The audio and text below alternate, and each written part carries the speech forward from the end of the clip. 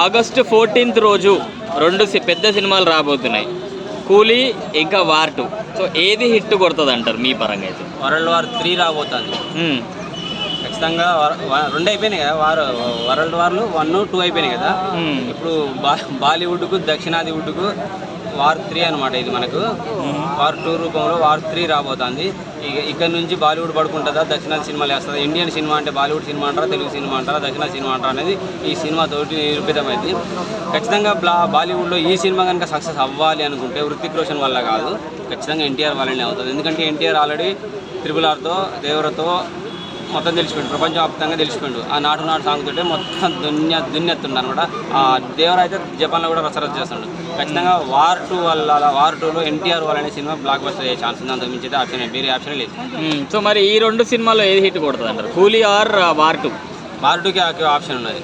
ఎందుకంటే ఆడ ఎన్టీఆర్ ఉన్నాడు, నార్త్ ఇండియన్స్ అందరికీ తెలుసు. సో మనోళ్ళు చూస్తారు.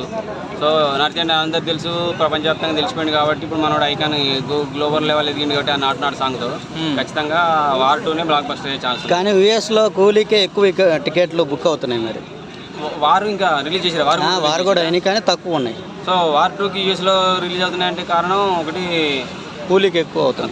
కూలీకి అవుతున్నాయంటే కారణం రీజన్ ఒకటి నాగార్జున గారు అండ్ రజనీకాంత్ గారు. సో మనోళ్ళు షూటింగ్ లెవెల్ ఎక్కువ వెళ్ళొస్తారు కాబట్టి వీళ్ళ వల్ల ప్లస్ అయ్యే ఛాన్స్ ఉంది సినిమా ఖచ్చితంగా. ఓకే, యాక్చువల్గా పార్ట్ 2 అనే సినిమా వస్తే ఎక్కడైనా ఎక్స్పెక్టేషన్స్ ఎక్కువ ఉంటాయి, అంటే అంచనాలు.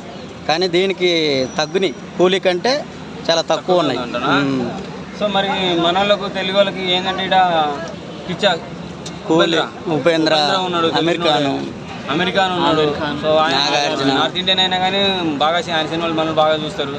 రజనీకాంత్ గారు ఉన్నారు, అందరు కనబడుతున్నారు. ఇక్కడ ఆడేందంటే ఇద్దరే కనబడుతున్నారు కదా. సో వీళ్ళందరూ ఛాన్స్ ఉన్నది సినిమాకి. అది నేనైతే వార్ 2 చూస్తున్నా మ్యాక్సిమం. Super, thank you.